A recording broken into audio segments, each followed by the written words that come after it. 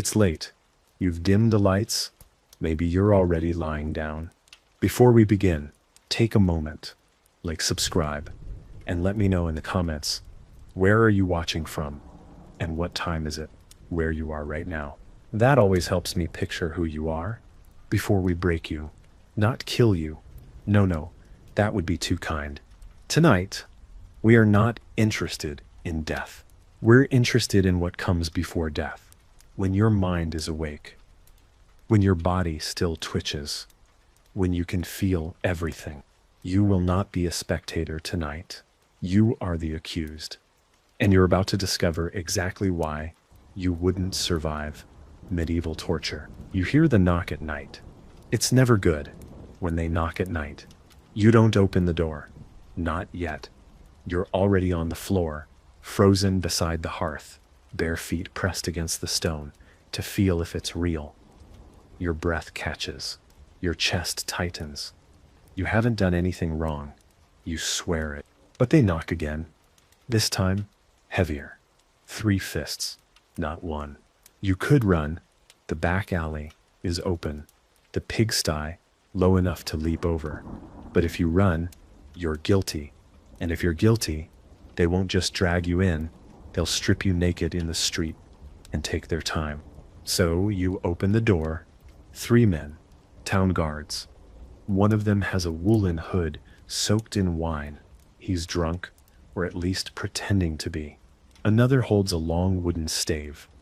The third, the one in front, simply says, "Your name." You nod. You don't ask why. Because in your time, you don't ask questions. You answer them. They don't beat you, not yet. They just tie your wrists, twist the rope until your elbows touch, and march you through the mud, barefoot, no time for shoes, toward the stone building at the edge of town. The auditorium, they call it, the inquiry hall. But you've heard other names for it. The place with the screams. The walk is silent, just squelching muck underfoot, and the occasional flicker of torchlight. Your heart pounds like a rabbit's. You're sweating. You're praying, not because you believe God will save you, but because it's what people do when they've run out of plans. You know what's coming. Your cousin was taken last winter. She came back, eventually, walking with a limp, missing 3 teeth, and unwilling to speak unless her hands were clenched so tightly. Her knuckles turned white. No one asked her what they did. You all knew. They don't take you to a dungeon. That's too clean. Too cinematic. Instead, you're brought to a low-ceilinged stone room that smells like blood, straw, and piss. The walls sweat. Candles flicker behind iron cages, and in the center, lit like a stage, is the table. Not a table with food, not a table with parchment. This table is stained black. It has straps at all 4 corners, and under it, a pulley. They untie your wrists. For a moment, you feel relief. Then you see the hooded man winding a crank. You're stripped to your undergarments. Your limbs are stretched and locked in place. You try to remain calm, but your teeth are already chattering. And then, without ceremony, they begin. Your shoulder is the first to pop. The sensation is unlike anything you've ever felt. Not stabbing pain, tearing, the feeling of your own body disobeying itself. Your breath comes in gasps. You beg, you confess to anything. You name people you've never met. They ask you questions, but you don't hear them. Your knees give, but they can't. You're tied down. So instead, your hip socket slips, just a little, and white-hot agony floods your side, like a boil bursting inside your flesh. Still, you're not allowed to pass out. They're careful about that. They pour cold water over your head, force your eyes open with grease, whisper things in your ear about the devil, your mother, the girl you kissed once behind the baker's stall. You're not even sure what you're accused of anymore. Witchcraft? Theft? Blasphemy? It doesn't matter, because guilt has nothing to do with pain. This isn't punishment. This is proof. Pain is the evidence. Your scream, that's their justification. And your silence? That too. Hours pass. Or is it days? You don't know. Your arms are twice their size now. Your lips are cracked. You can taste your own blood, thick and metallic like rusted iron. You would confess to anything just to make it stop. But here's the part most people don't understand. They're not trying to kill you. They want you alive. Useful. A living body breaks better than a dead one. And the breaking, that's the whole point. You wake in straw. Not a bed of it, a pile, soaked through with someone else's urine.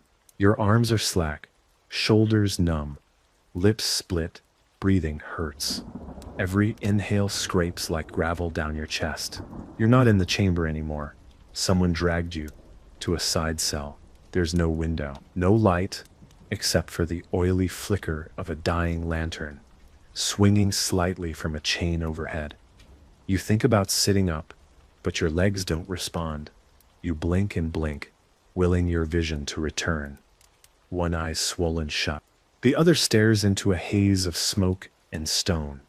You whisper something. A name, a prayer, but the words don't come. Only a hoarse gasp. That's when you hear it. Not words, not footsteps. Just a click. A soft metallic click in the darkness. Then another. You freeze. In your time, there are only a few things that sound like that. Locks, gears, metal tools being prepared. He's not rushing.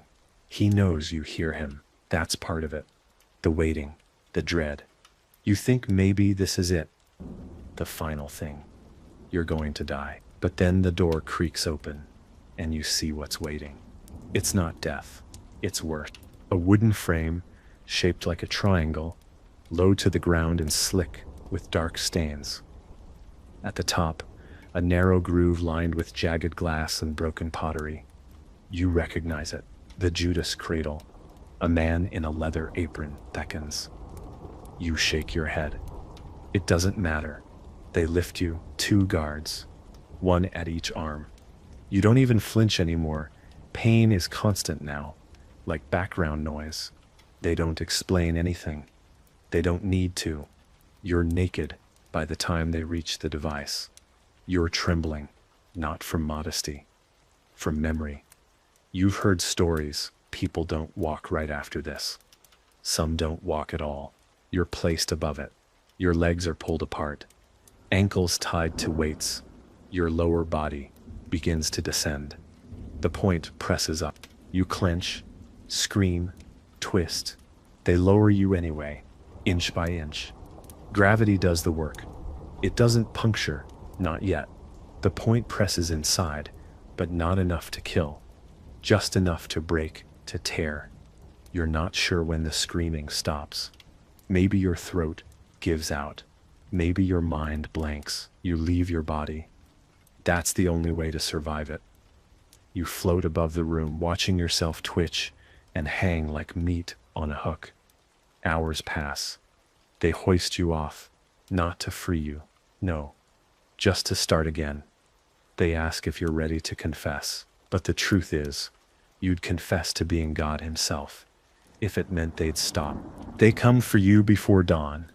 Not to torture, not this time, not yet. This time it's the Inquisitor. You don't see his face at first, just the sound of his boots on the wet stone, the scent of cloves and sweat, the click of his rosary against a leather belt. When he speaks, it's soft, measured, a voice that doesn't shout because it never needs to. He asks your name, you give it. He asks again, you give it again. He stares at you for a while, like he's measuring your soul for a coffin. Then comes the question, not what you did, what you believe. Do you believe in God? You nod. Too fast. He asks, which God? That's the trap. You stammer. The God in heaven. Wrong. There are heretics who say the same. Cathars, Bogomils, Lollards, pagans who borrow Christian names. So he leans forward and asks again, which God? The God of Rome? The God of the Pope? The God of the Lamb, or the secret God that whispers to you at night? You say nothing. That's better than the wrong answer. He smiles, not kindly. He's already decided what you are. But he likes the theater. He likes watching you squirm under questions sharpened like razors. Then he mentions your neighbor, old woman, sharp nose, white hair, always watching from her doorway. Said you spoke to a black dog 3 nights in a row. Said she saw you leaving milk by the roots of an elm. Said your bread rose too fast, or didn't rise at all. Doesn't matter. The Inquisitor doesn't need evidence. He just needs a pattern, a feeling, a story he can sell to the faithful. He leans in close, so close you can see the crack in his lips, the way his eyes don't blink, and he says, "The devil rarely shows himself outright. He prefers proximity." Then he opens a ledger. Inside, names. Dozens. Some crossed out, some not. Yours is the newest. He asks you to sign it. Not for confession, for inventory. You're part of the system now. A case, a file, a soul in the process of correction. You refuse, not from strength, from confusion. You still don't understand what they want from you. That's when he gestures. The guards lift you again. You're dragged to another chamber. Different this time. Smaller, more intimate. Candles set in iron holders, chains dangling from ceiling beams like vines, and in the center, a brazier, glowing, orange hot. You want to scream, but there's no strength. The Inquisitor speaks again, almost bored. The fire will not burn you, it will reveal you. A figure appears, a thin man, face hidden beneath a linen veil, carrying a bucket of iron rods. You know what's next. The glowing tongs, the branding iron. Not to mark you, not yet. First, to test, to touch, to prod. Your feet are bare. So are your thighs. The first kiss of iron comes to your arch, not pressed, just laid there. The hiss is soft, but your reaction is violent. You flail, you scream, you kick. That earns you a slap. The Inquisitor doesn't tolerate disrespect. The second iron is longer, curved like a shepherd's hook. They press it behind your knee. Flesh bubbles, skin peels. The pain doesn't scream this time. It howls. You beg. You speak in tongues. You confess to things that don't exist. Flying dreams, shadows at the foot of your bed, the time you thought you heard a voice in the wind. They nod like it's enough. It never is. The third iron is for the face. You cry. You piss yourself. You pray it's a bluff. But the veil man doesn't bluff. He presses the hot metal to your temple. Not enough to kill, just enough to sear. You will never look the same again. That's the point. The Inquisitor nods. The guards take you back to your cell. Your skin stinks. Cooked meat and shame. You aren't sure who you are anymore. They've begun to take that from you. And they're not finished. Sleep becomes something else. Not rest, not even escape. It's just darkness between waves of pain. Your body has become a map of agony. Every breath travels through scorched nerves and shattered joints. You lie awake with your eyes closed, because even blinking hurts. Your face is no longer yours. You can feel where the iron touched, where skin peeled and stuck to metal, where your body tried to scream through flesh. You wonder if you're still recognizable. You wonder if that matters. The cell is quiet, too quiet. They've taken others. You hear them sometimes. Screams in the night. Please. Prayers. Once laughter. Brief, high-pitched, and then nothing. You try to count the days. You lose track after 2 or 10. There's no sun here. Only the drip of water from stone, the shuffling of rats, the soft breath of mildew growing on your own clothes. Hunger claws at you. But worse than hunger is thirst. Your mouth is dry, tongue like leather, lips cracking with every swallow. When they bring you water, it's filthy. But you drink. You always drink. You drink from a corpse if it gave you 1 second of relief. Then comes the new sound. Wooden wheels, chains. You recognize it before you see it. The rack. It enters like a monument, pushed by two men with arms like barrels and eyes like stone. This one isn't in the main room. It's in your cell. They don't need a crowd anymore. They've already broken the parts of you that would scream for help. This is for something quieter. You beg, not because you think it will work, because it's all that's left. They nod like priests hearing confession. They lift you by the shoulders, place you on the board. Tie your wrists above your head, ankles strapped below. Your body is crooked. Your joints don't move like they used to. One guard comments on it, laughs. The other cranks the wheel. Slowly, too slowly. Your body stretches, inch by inch. Your back arches. You feel the pop in your hips, the tug in your shoulders. Then the snap. It's not loud, more like a whisper, but you feel it, deep. The spine. A vertebra gives a white flash, bursts in your vision. You cry out, but it's broken, hoarse, more animal than human. The wheel turns again. Another snap. Your jaw clamps shut. A molar cracks. Pain shoots up through your skull. You think you might die. You hope you will. They stop, just long enough to let you feel it. Let your nerves panic, your body vibrate with damage. Then they start again. They ask you questions now. Names, locations, events you don't remember.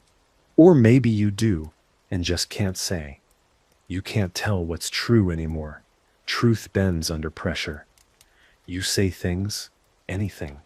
They write it down, not because it's true, but because it fills the record, satisfies procedure. Your arms are longer now. You can feel the pull in your sockets, the trembling of ligaments past the point of no return. You will never lift anything again. You will never run. They don't care. The wheel stops. You're unstrapped, dropped. Your body hits the floor like wet rope. No strength to scream, no energy to crawl. They leave you there, twitching, weeping, stinking of blood and old cloth. Later, the priest comes, candle in one hand, Bible in the other. He kneels beside you and whispers, "If you confess fully, the pain will stop." But you already did. It never stops. You don't know how long you lay there. The torchlight comes and goes. Sometimes they feed you. Sometimes they forget. You stop caring. Your arms are ruined. Your legs too. Movement feels impossible. Like your soul is still trying to stay inside your body, but your body is giving up. The priest returns. Again. Again. You start to hate his voice. Soft, forgiving, always offering a choice that isn't a choice. Confess and be spared, he says. But spared doesn't mean freedom. It means less pain, maybe a quicker end, maybe a cell with straw instead of stone, maybe a rope instead of a fire. You tell him things, half true, half lie, names from dreams, people you hated, faces that blur together. He nods, writes it down. He never looks at you. You are not a person anymore. You are evidence. Outside your cell, you hear whispers. New prisoners. They're younger. You can tell by the way they scream. One is a boy, maybe 13. His voice cracks mid-cry. The other is a woman, older, angry. She shouts curses in Latin. You feel a flicker of pride. Then it fades. They'll crush her too. Everyone breaks. The guards return. You've lost the strength to flinch when the door opens. You hope it's the end, but it's not. This time they don't carry iron or rope. They carry mice, a brass pot, some glowing coals. You know the story. Everyone does. The rat pot. They lay you on your back, strap your wrists. your legs, expose your belly. You try to scream, but your lungs are thin, ragged. They place the pot on your abdomen. Inside, a single rat, frantic, hungry, panicking. Then they shovel in coals. The heat rises. The rat begins to scratch. At first it claws the pot walls, but the heat grows. It wants out. It can't, so it does what anything would do. It digs, not through metal, through you. The pain is indescribable, a cold kind of agony, sharp and burrowing. You feel the teeth, the pressure, the tearing. You arch, you thrash, blood wells up from inside. Your vision pulses black and red.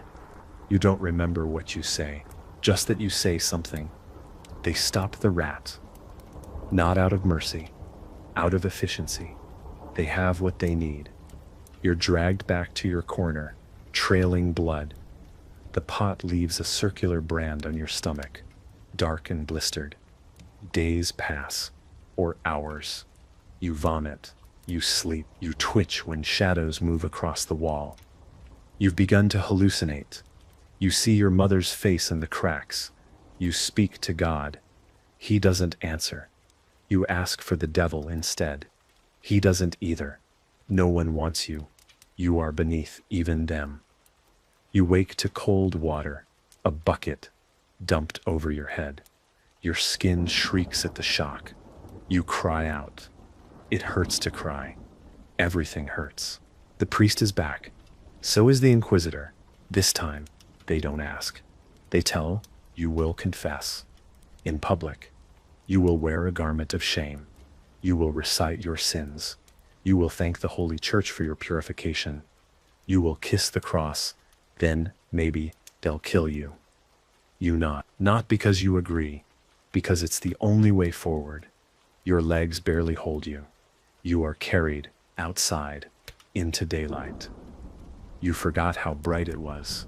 The sun burns your eyes. The crowd is already there. They've gathered like it's a festival. Children, old men, people you knew. You are led up to a platform.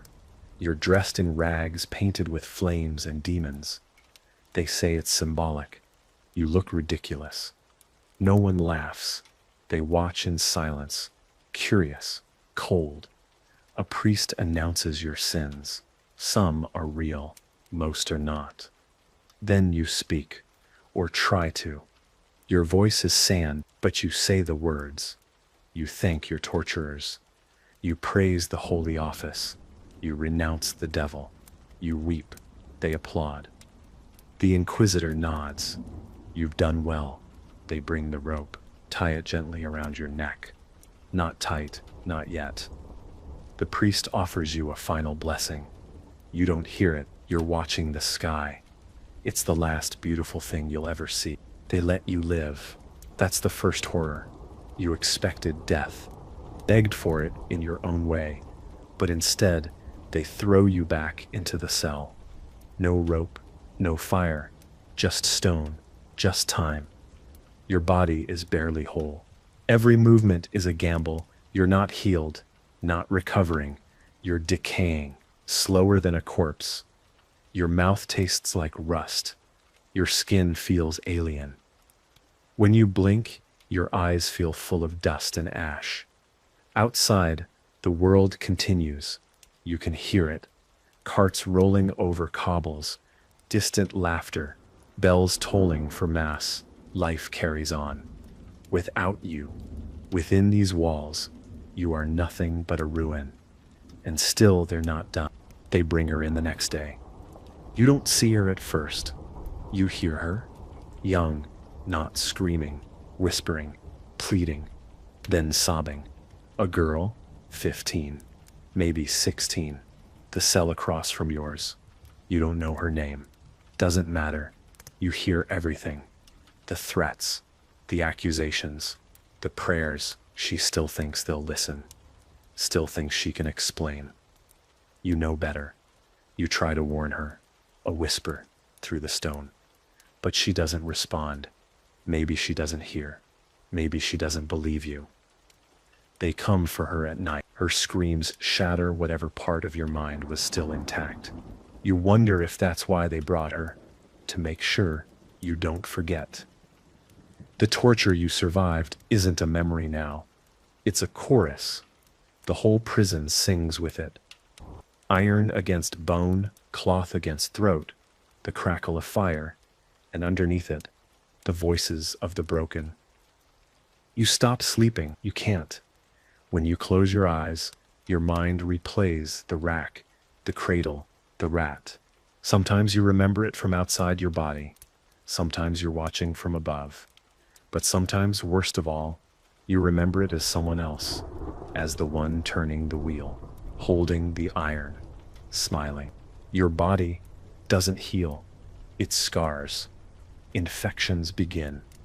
You feel them, soft heat in your legs, swollen joints, red streaks rising up your thighs.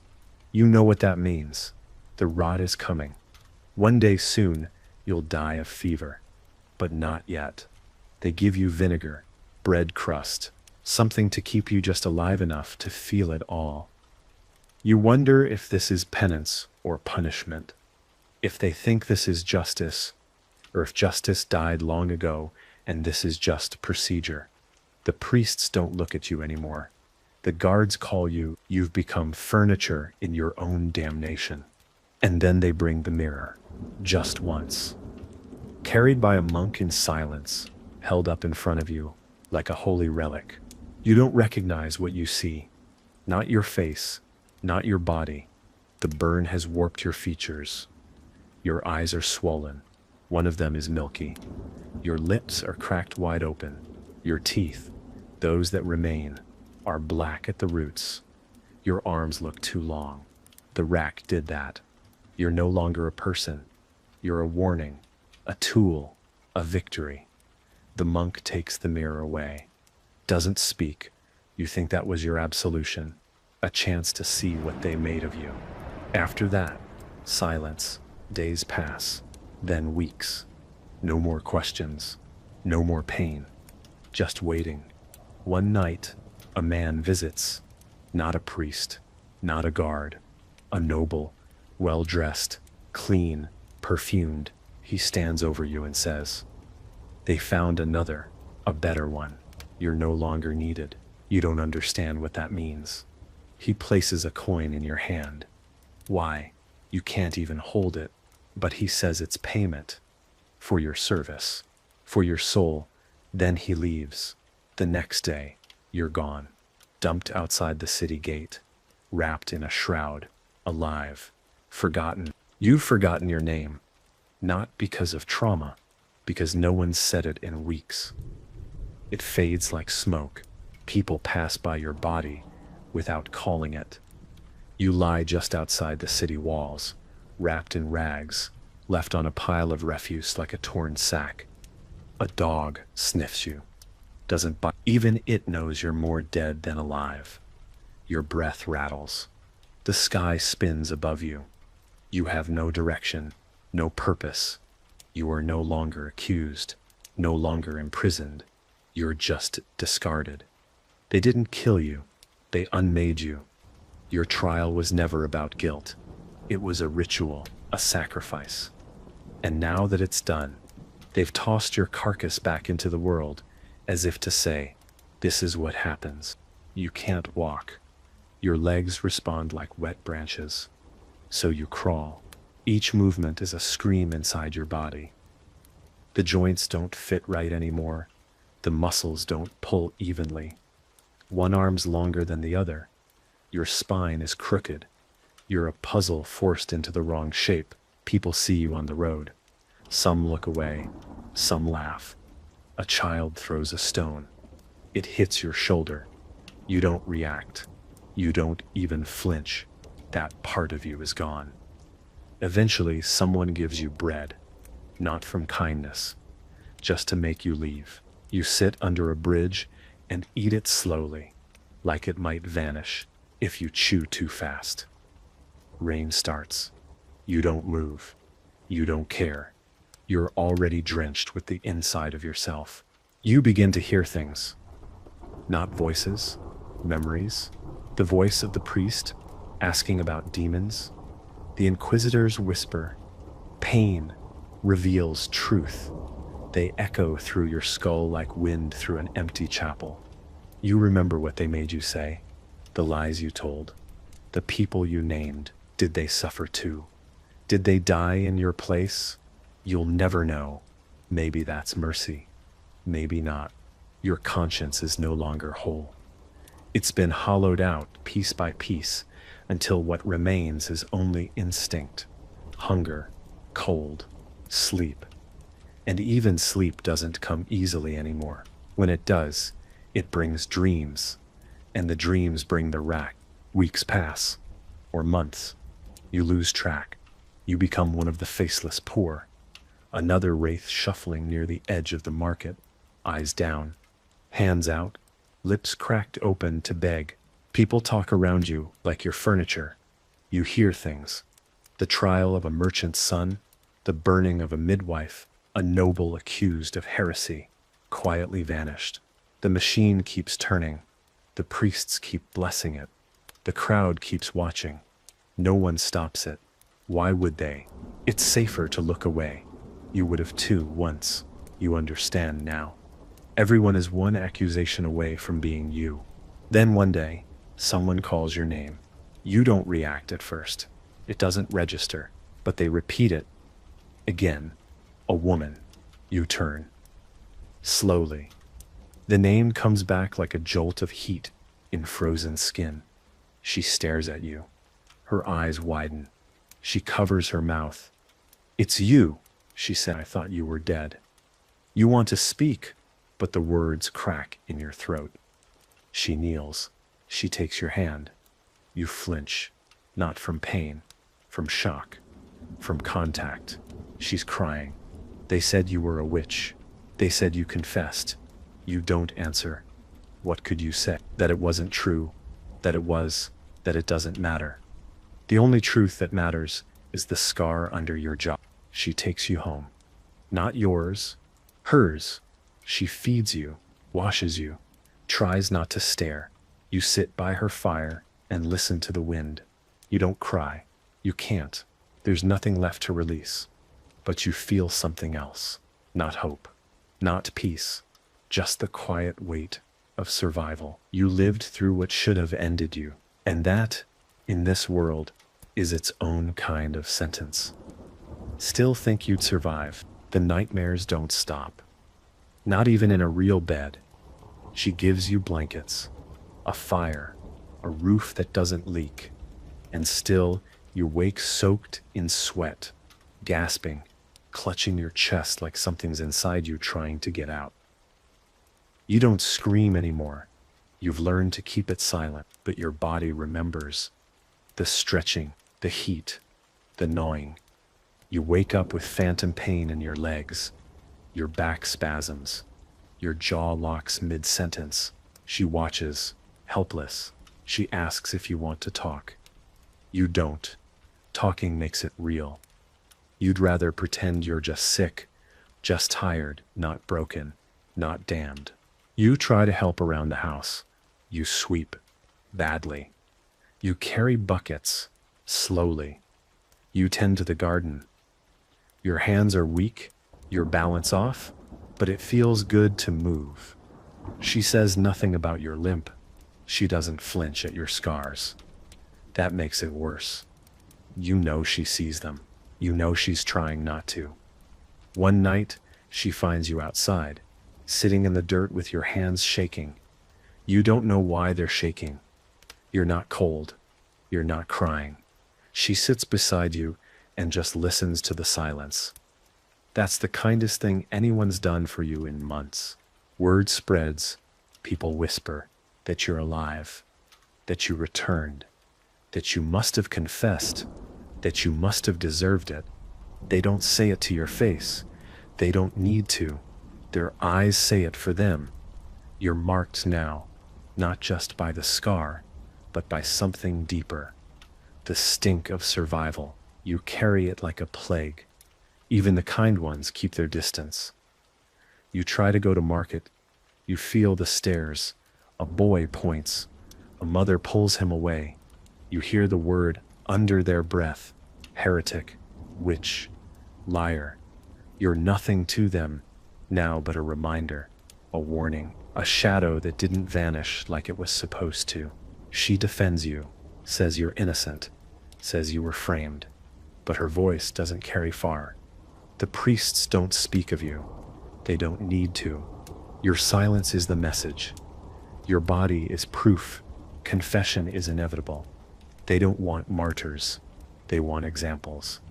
You were the perfect one. The girl down the road is accused next of reading, of mixing herbs, of refusing a suitor. You know how this ends. You know what they'll do. You know she won't survive. And yet, you say nothing. You can't. You're afraid. Not for yourself, for her. Because if you speak and they listen, they'll come back for you again. One night, the girl knocks at your door. She's pale, eyes wide. She knows what's coming. She wants to run. She wants help. You look at her and you see yourself, not as you are now, but as you were before the screams. Whole, terrified, still able to hope. And for a moment, you want to save her. You want to be brave. You want to say yes. But instead you say, I can't. She nods, slowly, leaves without another word. You watch her disappear into the dark. You sit there for hours, unmoving, until the sun comes up and the bells ring for another public penance. You don't go. Weeks later, they find her body near the river, bound, bruised, throat purple. So, the church says nothing. The villagers say less. You sit by the fire that night and stare into the flames. You try to feel guilt. You try to feel anything, but all you feel is heat. Familiar wrapping around your chest, your arms, your legs. The fire doesn't burn you. It welcomes you. You realize they didn't just torture you, they changed you. And the worst part is, you survived. The seasons change, but time doesn't move. Not really. You watch the leaves fall, rot, disappear under snow. You count the hours in footsteps and clouds. You're outside more now, but not present. People pass. Life resumes, but you're in between. Alive but not returned. A husk. A Whitney. You've learned to smile when spoken to, nod when asked things, but inside there's nothing, no rage, no grief, just weight, like a stone sunk too deep to lift. They took something from you, not your body, not your pride, something older, whatever let you believe the world made sense. You begin to notice things, small details. A rope hanging from a barn rafter, a boot print in ash that doesn't match any man's stride, a chicken coop door left open 3 nights in a row. You know what it means. Someone's being watched. Someone's marked. The signs are subtle. They always are. You see the way the priest lingers too long at the widow's fence, the way he blesses her water, not her hand. You hear the word counseling, and it curdles in your ears. You remember the pattern. First kindness, then questions, then ropes. You think about warning her, but you know how that ends. You go to the chapel, just once. You stand outside it for a long time, staring at the door. Your hands sweat, your knees shake. But you go in, not for confession, not for prayer, for memory. You want to see if the air still stinks of incense and blood. It doesn't. It smells clean, scrubbed like it was never a place of screams. The priest sees you, the one who watched you burn, break, bend. He greets you like a brother, like nothing happened, like you didn't sob at his feet, begging for water. You nod, you smile, and you leave before the bile reaches your tongue. Back home, you begin writing, not letters, Not accusations, words, fragments, the names of the others, the faces, details they'll try to erase. You scratch them into wood, into walls, into your own skin, if you have to. Not to remember, to warn. If someone finds you later, long after your body is dust, they'll see you weren't just a victim, you were a witness. That's your rebellion now. Not fire, not vengeance, memory. In a world built on forgetting, remembering becomes resistance. You never say it aloud, but it lives in your hands. Every scar is a record, every limp step a story. Then one night, it happens again. New guards, new torches, another knock at another door. You watch from the shadows as they drag a man into the square. You don't know him, doesn't matter. He's tied, beaten, thrown to the mud. Accused, denounced. Same script, different name. The crowd watches, no one moves. You feel the heat rising in your chest. Not fear, not pity, something sharper, like a blade turning in your ribs. He looks at you, just once, through swollen eyes, and you know he knows what you are. A survivor, a coward, a ghost. He doesn't blame you. That's what hurts the most. You don't sleep that night. You sit beside the hearth and stare at your hands. You think of the rat, the cradle, the wheel, and you think of him, of how his mouth was too bloody to scream, of how yours wasn't. You survived what was never meant to be survived, but survival, you've learned, isn't living, it's haunting. You walk through the world like smoke, seen but untouched. You are the echo of every scream. No one answered. Still think you'd survive. You decide to leave. Not with ceremony, not with a speech or a goodbye. Just a quiet gathering of what little you have. A blanket, a knife, a crust of bread. You leave before sunrise. She doesn't stop you. She knew this day would come. You don't say thank you. You don't say anything. Not because you're ungrateful, but because gratitude feels too small, too civilized. What you owe her is not repayable. She sheltered a corpse and waited for it to start breathing again. Maybe it never did. Maybe it never will. The road is empty, just like before. But this time, you walk upright. Your body still aches. Your gait is still wrong, but you move with direction. You don't know where you're going, just away, away from the town, away from the echoes, the priests, the eyes. You pass through villages. Some greet you, some don't. You lie when asked where you're from. You say nothing about trials or iron. No one wants to hear that story. No one wants to know how close they are to it. You can see it in their faces, the same fragile comfort you once wore like armor. You don't blame them, not yet. But the signs are everywhere. You see another town square where the scaffold still stands. Ropes coiled like sleeping snakes. Ash stains under the cobblestones. A cart filled with shackles beside the church. No one speaks of it. It's just there, part of the scenery, and in every inn, every tavern, every little chapel, you hear the same words whispered under breath: heresy, purification, cleansing. You know the meaning. It's not metaphor. It's wood and bone and heat and blood. You sit in silence and let it wash over you. They think it's history. You know better. It's prophecy. Just with a rotating cast, you make it to the coast. A fishing village, wind-worn and half-forgotten. The sea roars like judgment, endless and full of hunger. You sit on a rock and watch it for hours.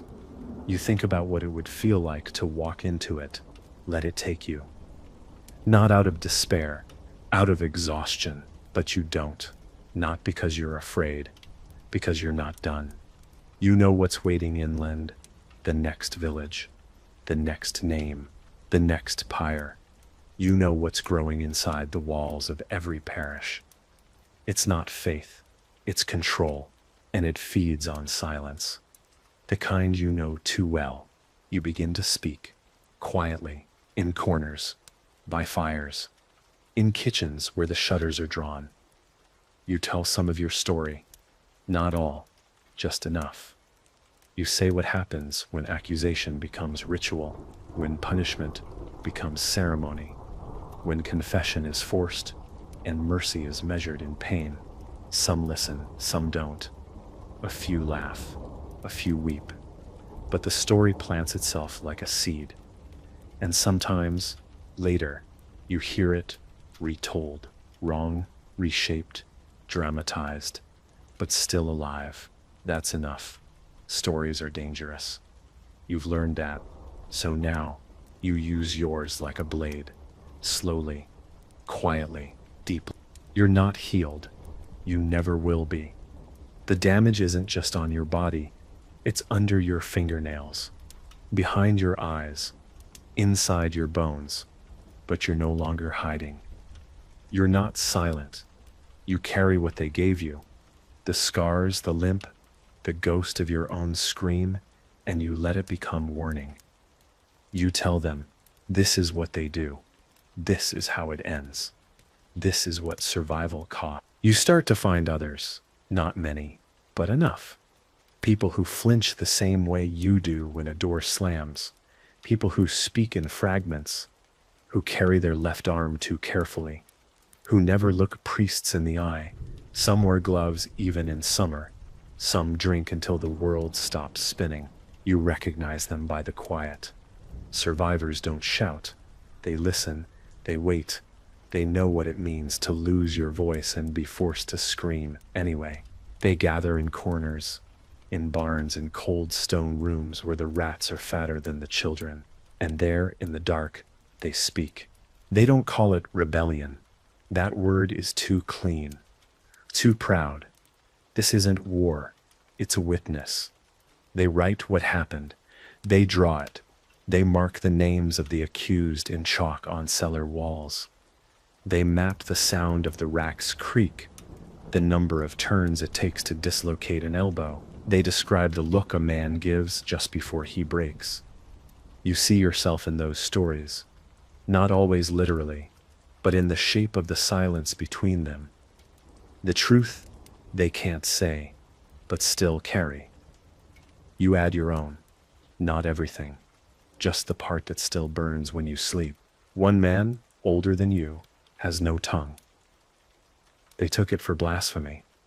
He speaks with his hands now. You understand him perfectly. He touches his scars when he's angry, taps the floor when he's afraid. You tell him things you don't tell anyone, like how you still feel the rat under your ribs, how you forget what your voice used to sound like. He nods. He's heard worse. He's lived worse.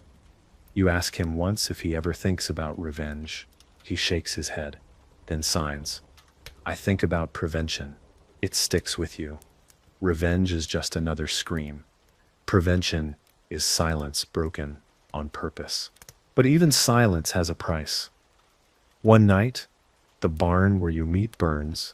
Not all escape. You do, barely. Smoke stings your eyes.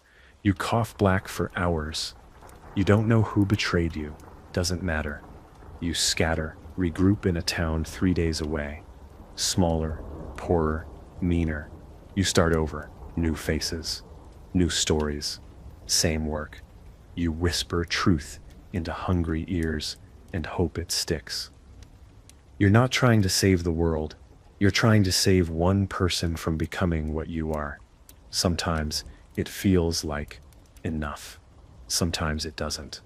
But it's the only thing that still feels real. One woman, barely 20, asks why you keep going. You don't answer right away. Then you say, because they wanted me to disappear.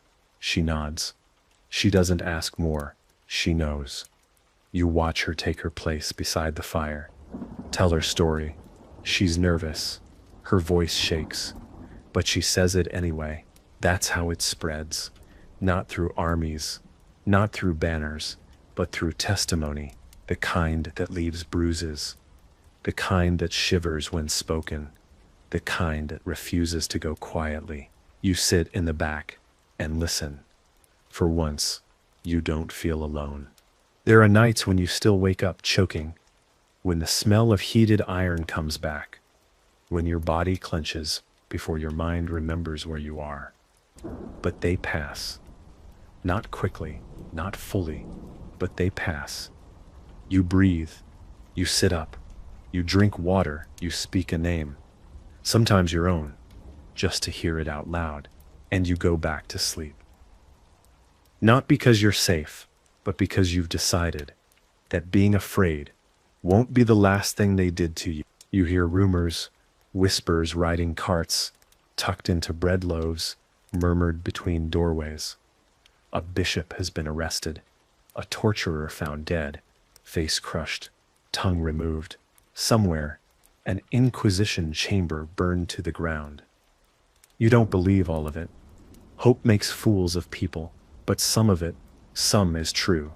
You can feel it, like a shift in the weather, like a crack in the wall that wasn't there yesterday. The machinery of pain is still grinding, but it stutters, just a little. For the first time, someone on the other side flinched. You hold on to that, not as a promise, as a crack, a splinter, a tooth lost from the beast's mouth. You don't know who lit the fire. You don't need to. Somewhere, someone broke the cycle, not by speaking, by refusing, by disappearing, by striking back. You don't cheer. You don't celebrate. You sit by the fire that night and think about how long it would take for this spark to reach the rest of the world. Years, generations, maybe never, but the silence isn't total anymore. And that's how rot begins. In quiet, you would know you lived it. One day, in a village you've never seen before, a man grabs your arm. His grip is firm, but not violent. You freeze. He looks into your eyes like he knows something. He says nothing, just nods once, and walks away. Later, you find a scrap of cloth left on your doorstep, a symbol sewn into it. Not a cross, something older, a wheel cracked in two. You've never seen it before, but you know what it means. It means you're not the only one who remembers. The others, the ones like you, have begun to find each other. You carry the cloth with you, not as a flag, not yet, but as a tether, a mark, a silent defiance. There's no leader, no name, just survivors. Each one shaped by a different horror, but all born from the same fire. Some still limp, some still scream in sleep. Some no longer speak at all, but they move from town to town, planting truth like seeds in cracked earth. You watch the stories ripple outward, and while the priests still hold their pulpits, their words feel thinner now, like they're yelling into wind. Like they know something is unraveling. But the church doesn't fall. It adapts. It sharpens. It trades iron for ink, fire for doctrine. They begin calling dissent a disease, a madness. They say those who question are lost demonic influence. And the people, tired, hungry, desperate, listen, because fear is easier than doubt, because it's safer to believe the whip is mercy. The rope is justice. The scream is salvation. You feel it starting again. Just beneath the surface, the same rhythm, the same hunger, the same mask, new face. You've seen it too many times not to recognize it. So you begin writing again? Longer, sharper. You describe the rack with painful detail. You describe the man who smiled while turning the wheel. You name the prayers they said while branding your skin. You write it all, not as history, but as warning. You leave the pages in libraries, in barns, in the cracks between church pews. You know most will be burned. You write them anyway, because one might survive, and that one might save someone. That's all you can hope for now. You don't think of yourself as brave, you think of yourself as awake. That's the real curse, isn't it? Seeing it all, the game, the script, the rituals, dressed up as righteousness. Most people still live in the dream. They hear the bells, they bow at the altar, they mutter prayers before they sleep. You used to, until your body became proof that faith can be weaponized, until your pain became someone else's evidence. So no, you don't feel brave. You feel used up. But that doesn't stop you from moving. One winter, you find a town where the pyres are fresh. Black ash still stains the snow. The people are quiet, not grieving, hollow. You stay only 2 nights, long enough to carve a message in the stone wall behind the chapel. This was not justice. This was obedience. You leave before anyone sees. It's a small act, stupid, maybe, but it feels like scratching your name into history's skin. A refusal, finish. A refusal to let the fire be the final word. Sometimes, refusing is the most sacred thing you can do. You begin to notice fear in the eyes of the holy. Not all of them, but some. A monk in red, who flinches when he sees your face. A bishop who shortens his sermon when you step inside. They don't know what you are, not fully, but they sense it. A presence that doesn't kneel, a scar that doesn't fade.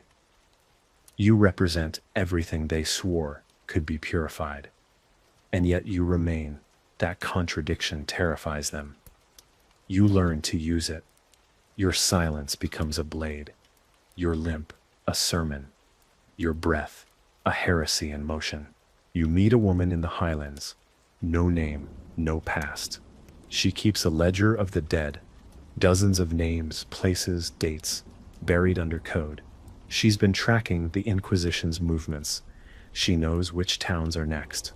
She shows you a map, not one drawn by kings, one etched in pain. You add your own marks. She never smiles, but when you hand her your notes, she touches your hand and says, "Good." It's the first warmth you've felt in weeks. Not love, not healing, just recognition. That might be stronger than either. Together, you start something. Not an army, not a revolt. A memory, a chain of stories passed hand to hand, like contraband. Whispered warnings, secret signs scratched into stable walls. You teach people how to spot the first signs of a purge, how to flee, how to hide, how to remember. You become a myth to some. The burnt one, the scar walker. Some don't believe you're real. That's fine. It makes it easier to move. And for every 5 who laugh, 1 listens, 1 prepares, 1 survives. You sleep outside now, safer that way. The stars remind you that history is small, and you are smaller, but not meaningless. Not anymore. You left a fire, you carried it with you, and now, even if you vanish tomorrow, something remains behind. A mark, a breath, a voice that says, "It happened. I was there. I endured." A child finds you one morning, barefoot, face smudged with ash, holding a doll made of corn husk. She doesn't speak, just stares. You look away first. Her eyes are too clear, too unbroken. She offers the doll. You shake your head. She pushes it into your hands anyway. You take it, not out of politeness, out of confusion. No one gives you anything anymore. She runs off without a word. You sit for a long time, turning the doll over in your hands. Simple, fragile, untouched by fire. You feel something inside you shift. Not hope, just warmth. The faintest flicker. That night, you pass through a village where the church doors are bolted shut. A local tells you they found the priest in his chambers, hanged with his own belt. No one cried. You say nothing, but in your bones you know he was one of them. And someone else, someone invisible, finally chose to act. The fire's still there. You can smell it. It doesn't blaze. It simmers. It waits. The people don't praise the church anymore. They pretend. They mumble through prayers like forgetting a line in a bad play. They're scared, yes, but something deeper too. They're tired. You ask for water. A woman brings it in silence. She recognizes the scar on your face, but says nothing. Later, she slips a note under your door. One word, safe. You keep it, not because you believe it, because you want to. In that same town, a man with missing fingers tells you his daughter was taken last spring. She confessed to nothing. They made her confess anyway. He didn't watch. He couldn't. You ask what he'd do if they came again. He looks you in the eye and says, "This time I'll burn the church down first." You believe him. Further north, the snows make travel harder. You limp through frozen fields, sleep in caves, chew dried roots, until your teeth ache, but you keep going. Every town is a gamble. You read faces like scripture. Who can be trusted? Who's broken? Who's a whisper away from snapping? Some places you say nothing. In others you speak too much. You lose track of how many times you fled under moonlight. How many times someone's eyes widened as you told your story, not in pity, but in recognition. They thought they were alone. You prove otherwise. You return to one village, years later, and find the chapel burned to the ground. No sign of battle. Just charred stone, half buried under weeds. No one talks about it, but they look healthier, lighter. A boy runs through the square laughing. An old woman sells herbs without whispering. You ask no questions. You stay one night. You leave the doll the child gave you, tucked under a broken beam. It feels like the right place to leave it. A gift returned. A circle closed. You walk away before the sun rises. No one sees you leave. You think of the others, the ones who didn't survive, the ones who couldn't speak, who were buried in shame, in silence, in dust. You carry them in every step, in every story. You are not healed. You never will be, but you are still here. That, in this world, is defiance. That is the victory they never counted on. Your name returns to you in pieces, not shouted, not sung, just felt, in the rhythm of your breath, on cold mornings, in the sound your feet make when they drag slightly across wet leaves. You whisper it sometimes. When no one's around, it doesn't feel like it belongs to you anymore. It feels like something you stole back from a fire. But that's enough. Names can be reclaimed. Even ones they tried to grind out of you between rope and iron. You meet someone who remembers you. A merchant. He saw you once. Before the accusation. Before the screaming. He doesn't recognize you at first, but then his eyes change. You can see it in his jaw, the lock of memory. You wait for the usual reaction, pity, fear, avoidance. But instead, he says, "You're still alive." You nod. "Good," he says. "We need the ones who remember." You eat together.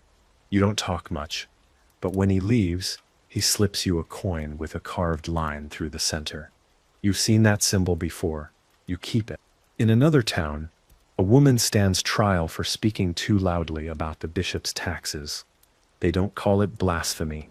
They call it sedition, a newer word, but just as sharp. She stands with her back straight, fists clenched, lips bitten raw. You watch from the crowd. You don't know her, but you know what she is. They ask her to confess. She refuses. You feel your muscles tense, old reflexes itching to pull you away, hide, vanish. But you don't move. You don't blink. You want her to see at least one face in the crowd that doesn't look away. She is lashed, not executed. For now, a warning, a lesson. You find her later, behind the tavern, shaking but unbroken. You kneel, offer her water, a cloth, no words. She doesn't cry. She doesn't thank you. But she watches you leave like she knows your story without needing to hear it. That's the closest thing to kinship you've known in years. You don't need names. You have the same wound, just cut at different times. You learn to read the air in every village. The scent of paranoia, the tension in shoulders, the way people say God bless you too quickly. You know when to speak and when to vanish. You write more, pass letters to no one in particular, hide notes in church pews, behind public crosses, under firewood bundles. Some are warnings, some are records, some are just questions scrawled in blood and ink. Do you believe them? You don't know who finds them. You only know they're never where you left them. And every time you see someone stand a little straighter in the presence of a priest, every time you hear a voice call out in challenge instead of fear, every time the whispers in the taverns grow louder than the sermons, you know something's shifting. Not fast, not safe, but inevitable. You were broken to make a point. Instead, you became a fracture in the foundation. The snows come early this year, heavy, relentless. The roads turn to mud, then ice. Villages seal themselves in with straw and prayer. You travel slower now, not because of age, because of wear. Your bones ache in ways that aren't weather. Each step is a tally of past wounds, ankles twisted under the rack, knees burned beside the brazier. You used to walk to escape. Now you walk because stopping would mean rotting in place. You've seen what that does to people. You've seen what it looks like when someone survives the torture, but not the years that follow. You meet a boy in a stable, 12, maybe, eyes too wide, too knowing. He asks if the stories are true, about fire, about metal, about rats. You ask where he heard them. From my mother, he says. She said they did that to her sister. You ask where she is now. He just shrugs. You sit beside him, not like a teacher, not like a survivor, just another haunted thing. You tell him, the stories are true, but not complete. The pain is real, yes, but so is the after, the crawling, the rebuilding, the breathing, the remembering. You don't tell him it gets better. You tell him it continues. That night, you dream of the wheel again, not the turning, the pause between clicks, the moment just before it pulls. You wake with clenched fists, teeth grinding.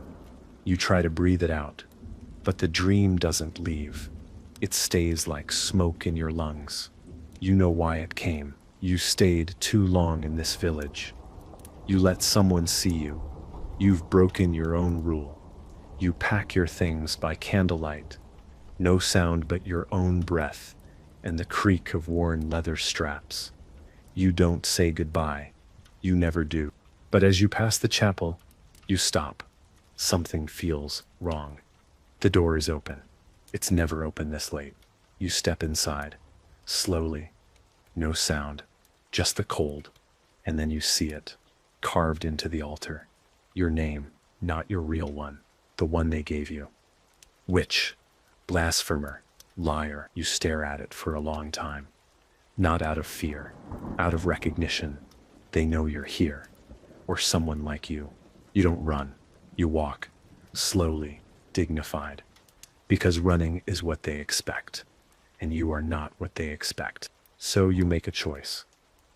Not to run, not this time. You leave the village, yes, but you don't vanish.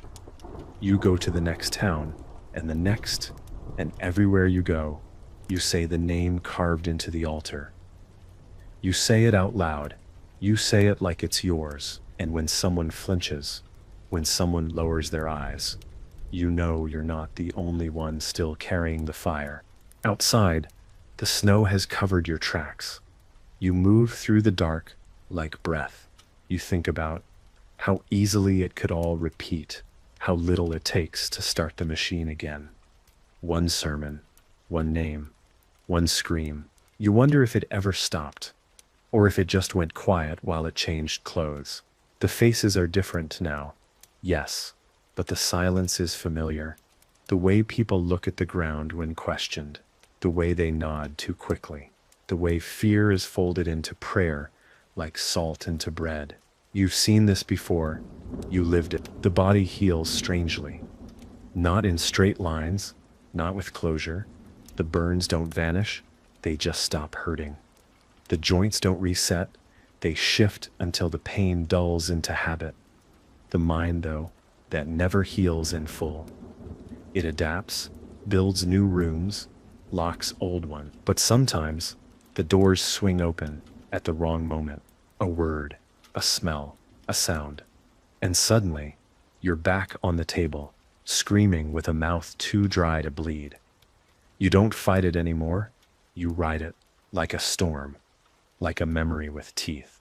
You begin leaving more signs. Not full stories, clues, symbols, circles broken by a single line, a feather placed under a priest's bench, ash smeared across a crucifix. Nothing that screams, just enough to make them wonder. You don't need them to know you were there. You need them to feel it, to doubt, to look over their shoulders, the same way they made you live. Doubt is a knife you place in their hands, and if they grip it wrong, they'll bleed themselves. Let them.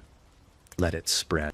In one village, a girl recognizes you, young, face like a moon, always watching. She says nothing, but you see her shadow follow you as you walk.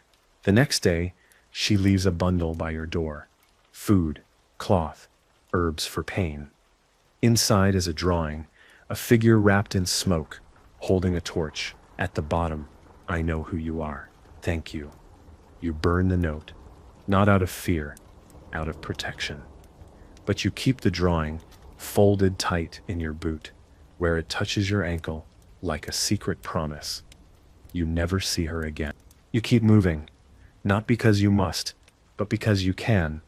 You walk with your limp, your fire, your memory, and everywhere you go, you breathe just a little louder than the silence they tried to leave in you. Still think you'd survive? You cross paths with another survivor, old, skin like rope. He speaks with a stutter, jaw twisted from a misplaced blow. He doesn't tell you what they did. He doesn't have to. It's in his silence. You share a fire. No names, no questions, just the warmth and the unspoken knowledge that you're the last of something that never should have existed. Before he leaves, he hands you a torn page from a book. On it, a single line in ink, truth buried in fire, becomes coal. You nod. He disappears into the snow. You keep the page close to your chest that night, like a shield. One day, you find a chapel abandoned. No priest, no altar, just ruins and bones. Children play among the rubble. Unaware, you sit on the crumbled steps and listen to the wind whistle through the cracks. It doesn't feel like victory. It feels like aftermath. There's no joy in seeing the instruments gone, just relief. Like a fever breaking, like a scream finally finishing. You stay until dusk, then scratch a message into the last standing beam. No gods live here, only silence. You leave it there, a tombstone, a warning, a beginning. It's been years since the iron touched you, but some nights your body still jerks like it remembers, like it expects the chain to pull, the crank to turn, the searing kiss of red metal on flesh. You sit up, gasping, fingers digging into your palms, and for a moment, the room is wrong, too warm, too quiet. You forget where you are, forget when you are. Then it passes. Not because you're safe, because you've learned how to return. Survival rewires you, turns fear into habit, turns habit into ritual. You no longer flinch at sermons. You attend them, not to pray, to observe, to listen for changes in tone, which words sharpen, which soften. You can tell when a priest is preparing the crowd for violence. It's all there in the phrasing. Words like cleansing, purity, unity, they come before the fires, before the rope. The crowd doesn't hear it. You do. You remember when those words were knives tucked in robes, so you make note. You slip away early, and later, in the dark, you warn someone who might still be reachable. You find others doing the same, quiet watchers, some marked like you, some untouched, but all knowing. You don't have a name for yourselves. You don't need one. Names are what they used against you, what they carved into ledgers and nailed to doors. Instead, you trade stories, smuggled names, codes etched into bread crusts, and sewn into hymns. You're not rebels. You're not saviors. You're just scars walking upright. But scars don't fade easily. And sometimes scars speak. The movement, if you can call it that, grows, not in numbers, in depth, in silence, like rot under painted wood, like roots under frozen soil. You never meet in groups. You don't draw symbols. You don't chant. That's what they'd expect. Instead, you endure. You speak when it matters. You vanish when it doesn't. You live like a shadow with a voice. And that voice whispers, "This is not over. This is not forgotten." Even if they burn every name, even if they salt the earth, memory doesn't die with the body. In one town, a young woman is taken, not for heresy, for being inconvenient. She refused to marry the mayor's cousin, claimed the church protected her. It didn't.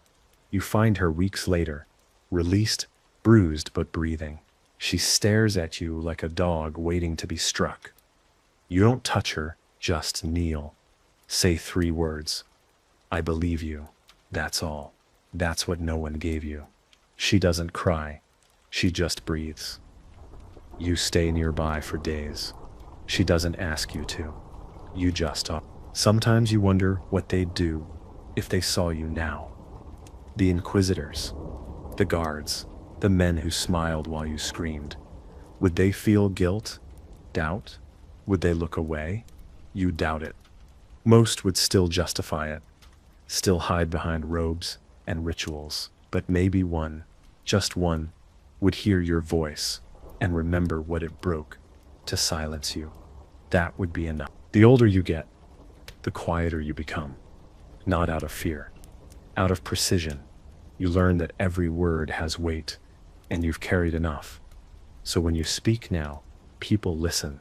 You don't command, you remember. And that's louder than shouting. You don't tell your story in full anymore. You don't need to.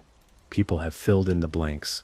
They've seen your limp, your scars, your refusal to bow in chapels. That's the sermon now. That's what travels faster than fire. You reach a coastal city where the priests dress in silk and the gallows are cleaned weekly. The trials are quieter here. Legal, controlled. You attend one.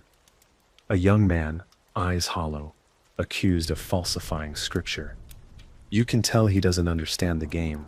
He's still answering honestly, still thinks truth can protect him. You watch as he's condemned by nods, not ropes, paper, not blood. But the result is the same. He disappears. You never see him again. You leave a message behind, in his cell. Just one word, seen. One night, a child finds you under a bridge. He asks if you're a ghost. You say yes. It's easier. He asks how you died. You tell him, "They broke me into pieces." He nods, like that makes perfect sense. You share food. He hums a song you haven't heard in years, something from before. It makes your chest hurt in a way you forgot was possible. He says he's running away. You ask why. They said I talk too much. You give him a coat, a direction, a blessing. When he leaves, you don't follow. You wait until dawn and burn the bridge behind you. You've stopped counting the years. They don't matter. You track time in ruins, in whispers, in the way fear rises and falls like a tide. You've seen the fire return more than once. Different flames, same heat. But now, sometimes, someone resists. Not always with weapons. Sometimes with silence. Sometimes with stories. A woman stands in a square and recites a banned prayer. She's beaten, but she keeps speaking. And as she does, no one stops her. That's what changes first. Not the power, the crowd. You remember a time when crowds screamed for blood, when people brought children to watch. You remember the cheers when the first crack of bone rang out. You remember your own scream, swallowed by applause, that silence that follows now, when no one moves, when everyone just watches. That's something. It's not victory, but it's not obedience either. It's hesitation, and hesitation is the beginning of the end for men who rule through fear. You pass through a town where your name has become a warning, not a legend, not a hero, just a phrase muttered to children near fires. Don't be like them. Don't get marked. They mean it as caution. You hear it as proof. They remember, maybe not the truth, but something. And your joints ache longer now, not with pain, with memory. You wake and feel the echo of rope around your wrists, not from outside, but from the inside out, like your bones remember the pull, the twist, the surrender. You stretch carefully each morning, not to stay strong, but to stay real, to remind yourself, this body, this ruined body, still moves, still walks, still breathes. You've made it longer than anyone thought possible. Even you, especially you. You start to see faces in the crowd who look like you used to, not physically, spiritually, people balancing on the edge of disbelief, people asking questions in the wrong tone, people standing just a little too straight in the presence of power. You don't warn them anymore. You approach them differently. You listen, because the ones who are about to fall don't need saving. They need seeing. You ask them where it hurts, not if. You already know it does. One of them is a teacher, eyes sharp, voice soft. She tells you the bishop banned 3 books this year. She found 6 more to teach instead. You smile. That's the kind of heresy you love. Quiet, relentless, intelligent. You leave her with a list of names, not people, testimonies, stories that should not be forgotten. She copies them by hand, passes them on. You hear one of them a month later in a town miles away, told slightly wrong, but burning just the same. That's how it works now. Memory is fire.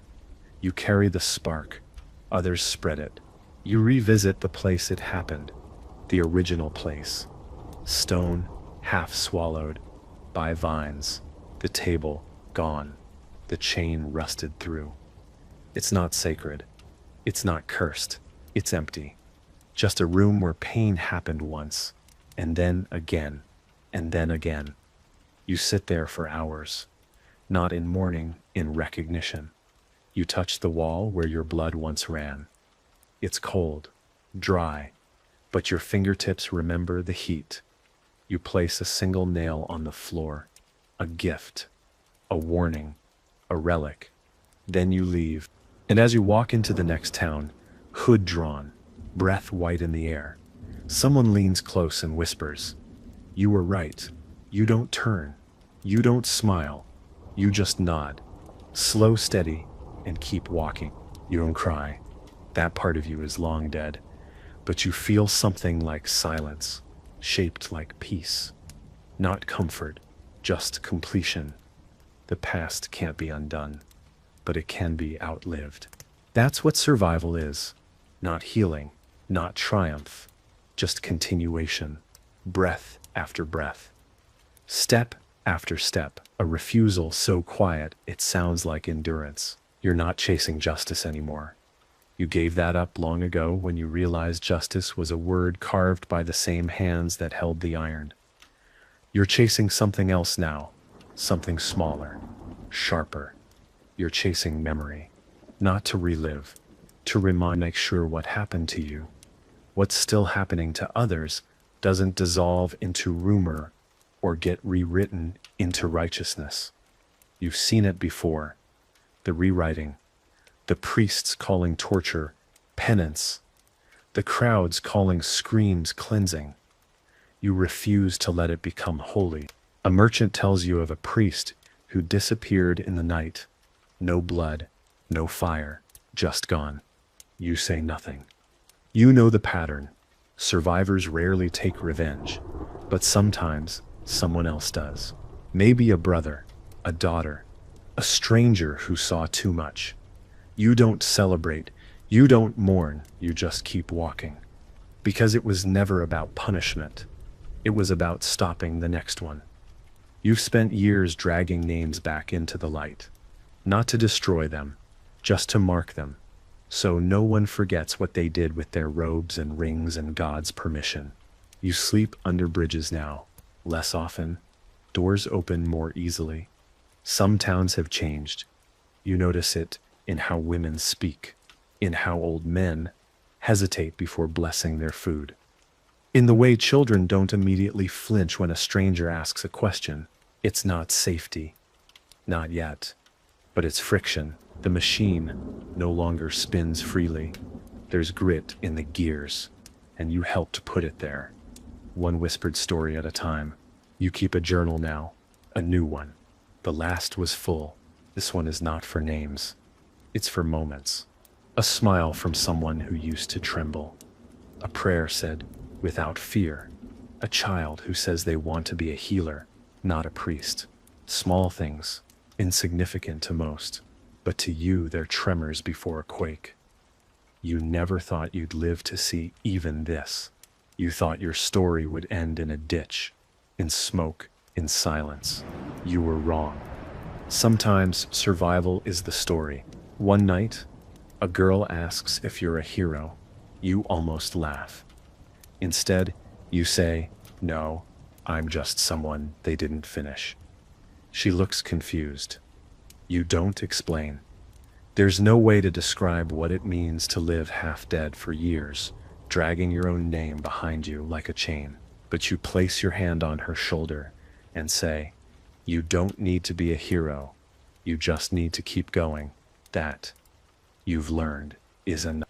You sleep near the fire that night?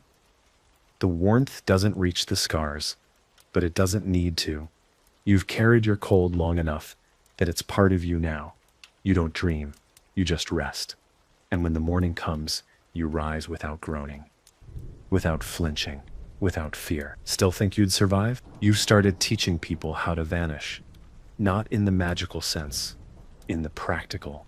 Where to step to avoid echo. How to read a face before it hardens into accusation. How to hide ink inside wax. You never call it training. That makes it sound organized. It isn't. It's survival, passed hand to hand. It's experience carved into instinct. You teach the way a wounded animal shows its cubs how to flinch before the trap snaps. No speeches, no oaths, just scars exchanged silently. Sometimes people ask you for a name. Not yours. A label, something to call this thing you've created. This network of quiet defiance. You always say no. Names are how they catch you, how they justify the fire.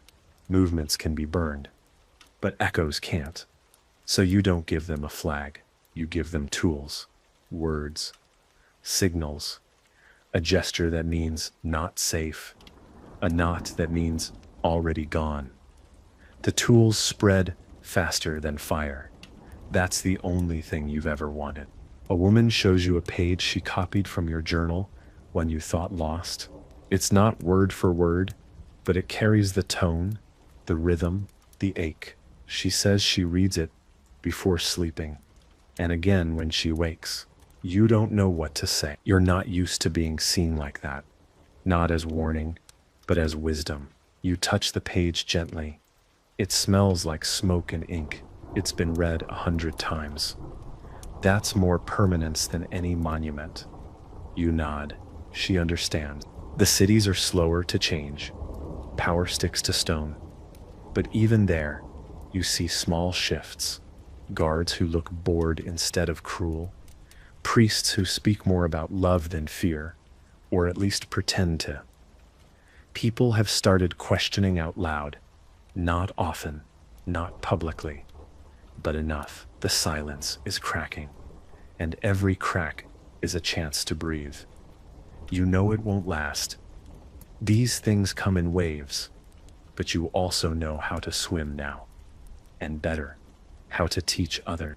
You visit a grave, one you made long ago, in secret. No name on the stone, just a mark, a symbol for pain that couldn't be spoken. You place a hand on the earth and whisper, "Still here." You don't expect an answer, but you feel something. Not peace, not forgiveness, just stillness, like the ground remembers too. You stand there until the wind shifts. Then you walk away without looking back. Some ghosts deserve to sleep. Later, you sit by a fire with a stranger who carries a brand on his back. He asks how you made it through. You don't lie. You say, "I didn't. Not all of me." He nods, says, "Then the part that survived must be the part that mattered." You stare at the flames and let that truth settle in your chest. Not heavy, not sharp, just real. The older you get, the less you fear being hunted. Not because you think it's over, but because you've stopped hiding. You walk through towns with your hood down now. You speak your truths without softening them. If someone's watching, let them. If someone reports you, let them try. What can they do that hasn't already been done? What cage could hold what you've become?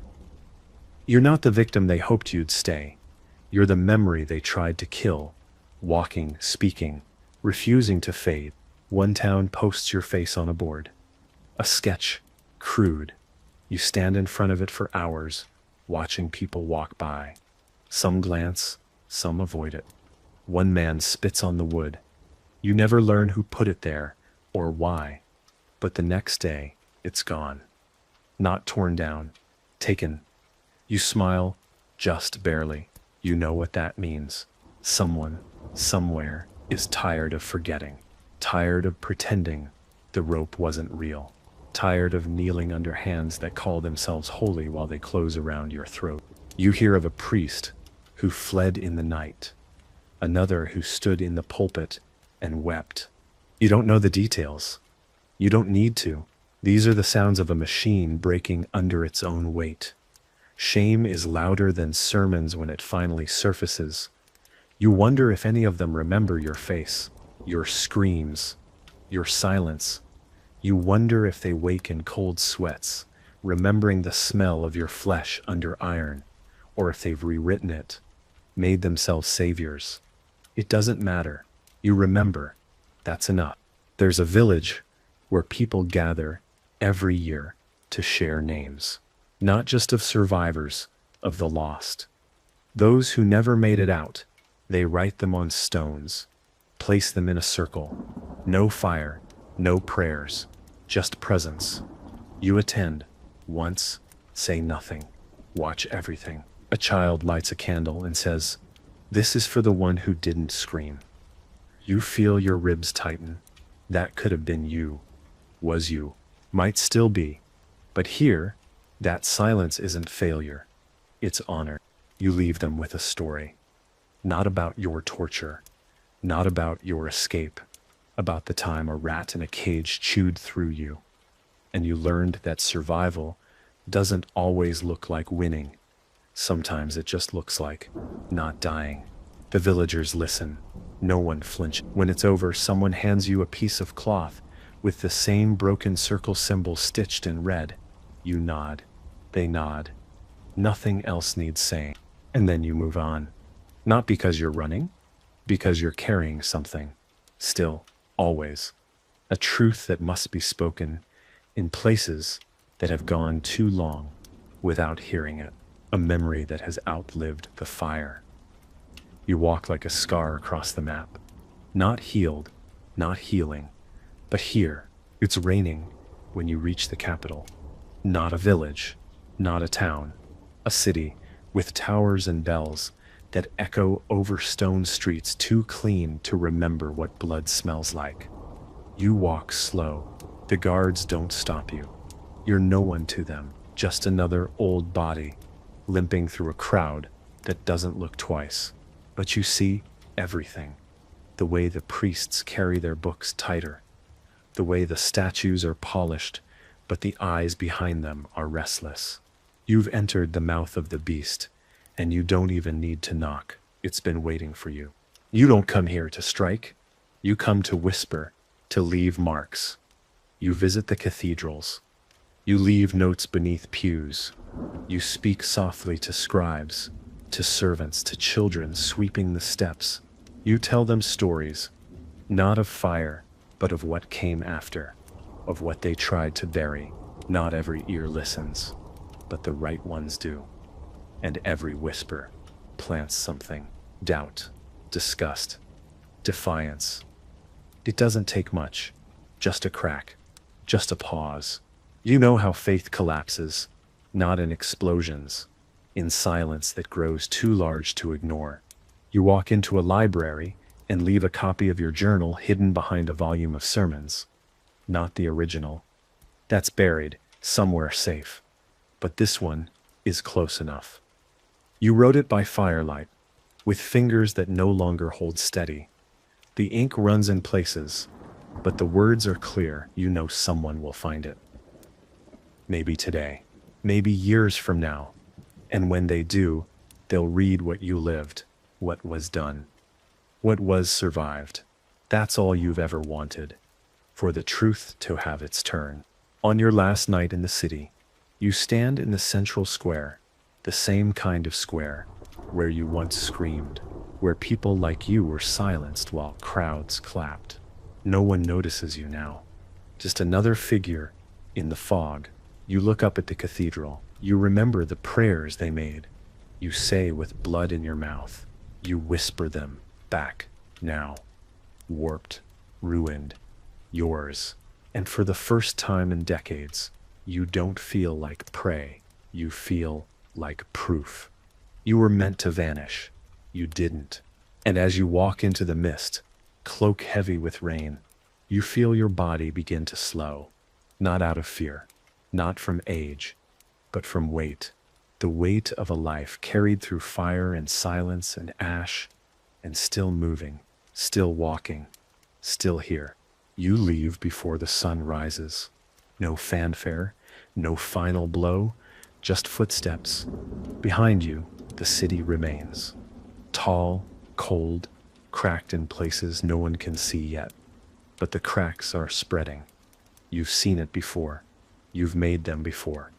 You smile, not out of joy, out of knowing that even if they build new fires, someone like you will be watching, listening, waiting. With a scar that says, I already lived through worse. You find a cottage at the edge of a forest. No road, no path. Just a place where the trees bend slightly, like they remember someone passing through long ago. It's empty, abandoned. But the walls are solid. The roof holds. You sweep out the leaves, patch the cracks, build a fire with careful hands. For the first time in years, you're not a guest, not a shadow. You're still watching the world, yes. But now, you do it from a place that doesn't move, that doesn't burn. You begin writing again. Not warnings, not records, just thoughts. You write about the way snow sounds when it falls on thatch, about the way your body tightens before sleep, about how some mornings you forget to expect pain. You don't plan to share these pages. They're not for the world, they're for you. To prove that after everything, the rack, the irons, the silence, the hunger, there's still something soft inside you, still something that breathes without flinching. People find you sometimes, quiet ones, not many. Word spreads like wind, uncatchable and full of holes. But the right ones find their way. They sit at your fire. They tell you what they saw, what they fled, what they refused to confess. You don't judge, you don't advise, you just listen. You listen like no one ever did for you. And sometimes, that's enough. They leave stronger, or at least less afraid, and you sit by the fire afterward, watching the flames flicker in the scarred curve of your palms. One boy comes back, again and again. He asks questions, too many. You answer them, all of them, about pain, about fear, about what to do when your own voice starts sounding like your accuser's. You don't lie. You tell him healing isn't a climb, it's a spiral. You come back to the same wound over and over, and each time it cuts a little less deep. He nods, quietly. And one night, when he thinks you're asleep, he cries beside the fire.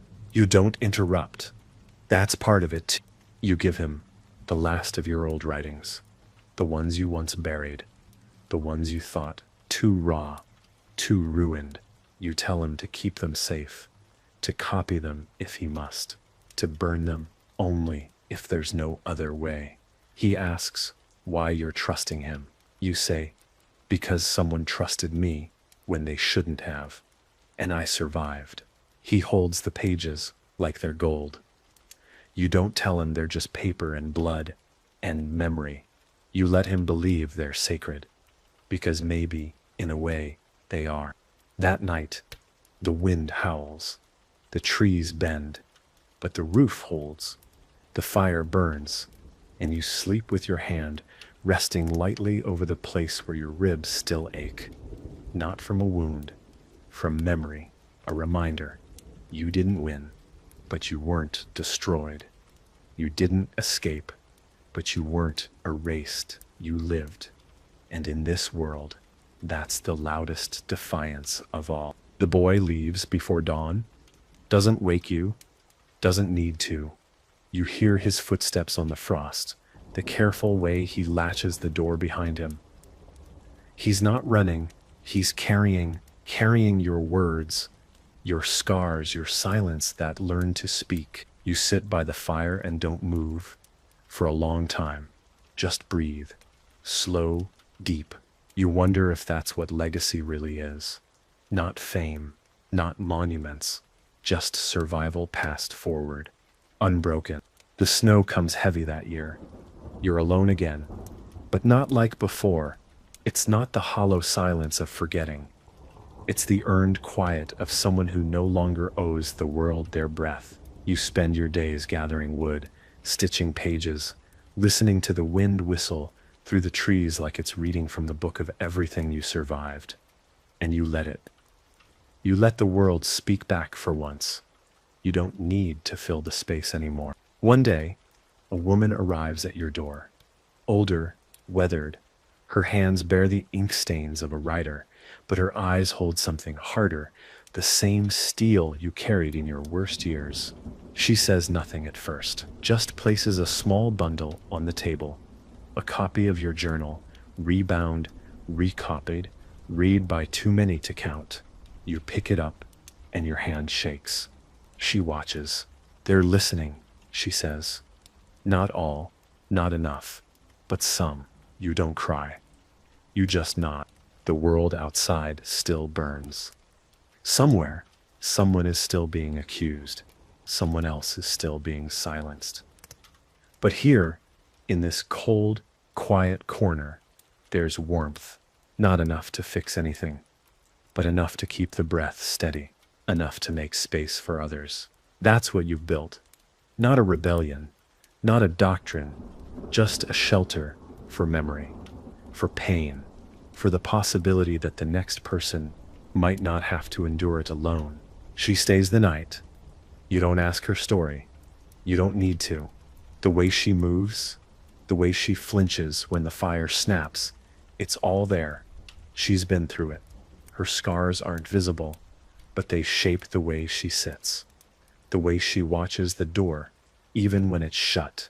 In the morning, she leaves without farewell, just a glance that says, "We made it, not whole, not untouched, but still here."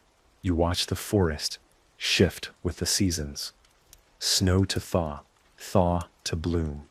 Time moves strangely when you're not running. You age, you ache, you breathe, and you wait.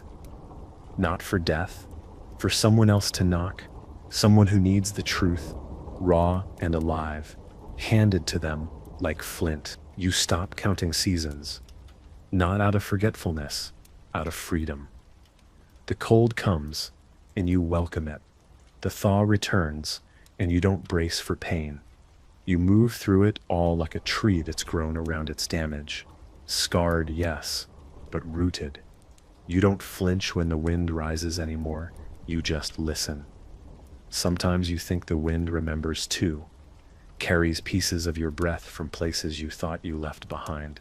More travelers arrive. Some stay a night, some for days. They don't always talk about what brought them. They don't need to. You see it in their posture, the way they hold their hands too close, the way they pause before sitting, like they expect the chair to betray them. You offer tea, fire, silence, and slowly, carefully, they unfold. Not all the way, just enough to begin again. That's what survival becomes after a while. Not a fight, but a rhythm. A girl with burn marks on her palms asks you, "Will it ever stop hurting?" You don't answer right away. You could lie, could tell her yes, but instead, you say, "Eventually, it stops being the loudest thing." She nods like she already knew. Just needed permission to believe it. You wrap her hands with clean cloth. Teach her how to breathe through the cold. When she leaves, she looks back once. That's more than most. You take that look and tuck it into your chest, like kindling. Letters start arriving. You don't know how they find you. Scraps folded into the seams of firewood deliveries. Notes tucked into boots, left at your door. Always unsigned, always desperate. Some just ask, "Is it true?" Others list names, lost ones, accused ones, the dead. You respond with stories, not answers. Stories of people who broke and still spoke, who screamed and still walked. You know better than to promise hope, but you can promise witness. And sometimes that's enough. The church shifts again, not softer, smarter. They speak less of sin now, more of order, of unity. They wear cleaner robes, use gentler words, but you see the same hunger behind their eyes, the same structure beneath the smile. They've learned that fire leaves marks, that rope leaves martyrs, so they use silence now, absence. They erase people instead of destroying them. It's quieter, but no less cruel. You begin carving stories into wood, not parchment. Wood can't be burned so easily. You hide them in trees, under floorboards, inside walls. You've become folklore now, a half myth passed in whispers. The one who didn't die, the one who saw the fire and walked out carrying names. You didn't ask for that, but you accept it. Because if someone somewhere feels braver when they say your name, then the pain was not wasted. Your hands don't work like they used to. You wake some mornings and they won't close or won't open. You massage the joints, whisper old names like they're spells, and eventually the ache loosens. You've written so many pages, held so many flames, carried so much weight with those fingers. They've become more memory than muscle. You don't resent them. You thank them quietly. They're the reason anything still exists. of what you endured. One day, a stranger arrives without speaking. She sets a bundle by your door and turns to leave. You call out. She stops, but doesn't turn. You wrote this, she says. Her voice is smoke and gravel. You nod. She doesn't say thank you. She just says, I kept going because of it. Then she walks away. You don't open the bundle until sundown. Inside are copies, dozens. Your words re-inked, rebound, passed hand to hand. Smudged, creased, wept on. Alive. That night, you sit by the fire and reread what you once wrote through blood and fever. It feels distant, like someone else's story, but also not. You remember every word, every breath between them. The pauses when your hands shook, the moments you thought you'd never finish. You don't correct anything. You don't rewrite. Let it stand. Let the rawness speak louder than polish. Truth doesn't need to be pretty. It needs to be kept. More people arrive in the coming weeks. They don't ask for healing. They don't beg for miracles. They just want to speak, to say names, to recount the moment they stopped being people and became proof. Some stay a few days. Some can't sleep at all. You light candles for them. Cook simple food. Listen until the words run dry. You don't offer absolution, just presence. That's what you craved back then. Not rescue, just not being alone. And then silence again. The cottage is empty. The forest thickens around it. You go days without visitors. It doesn't scare you. It comforts you. This isn't abandonment. This is growth. You taught them how to carry the fire. Now they're carrying it elsewhere. You think of them lighting candles in other rooms, carving stories into other trees. You imagine a world slowly being rewired, not by revolution, but by remembering. You sit at your window. The snow has returned. The sky is soft and low. Your breath clouds the glass. You close your eyes and listen, not for danger, but for peace. And in that moment, it arrives, not with trumpets, with stillness, a whisper from your bones that says, you did not vanish, you were not erased, you were not lost. You step outside. The forest breathes. The trees sway like old companions, bowed but unbroken. A fox darts past, vanishing into frost. You smile. You think of all the years you walked without shelter, how you begged the wind for mercy, how every sound felt like judgment. Now the silence feels holy, not like a church, like a truth too deep for words. This is what they tried to take from you. Your right to be still, your right to exist in peace. A traveler arrives near dusk, wrapped in furs, face weathered, eyes sharp with hunger that's not for food. He carries no symbols, no tools, but he carries the look, the survivor's look. He says only one thing before the door closes behind him. I was told you remember. You nod, no names exchanged, no need. He speaks that night, slow, halting. His story spills out in bursts, like blood from a reopened wound. You don't interrupt. You just sit beside the fire and let it burn quietly between you. You wake before the sun, not out of fear, out of instinct, the kind you never unlearn. You stoke the fire, boil water, wrap your joints before they ask you to.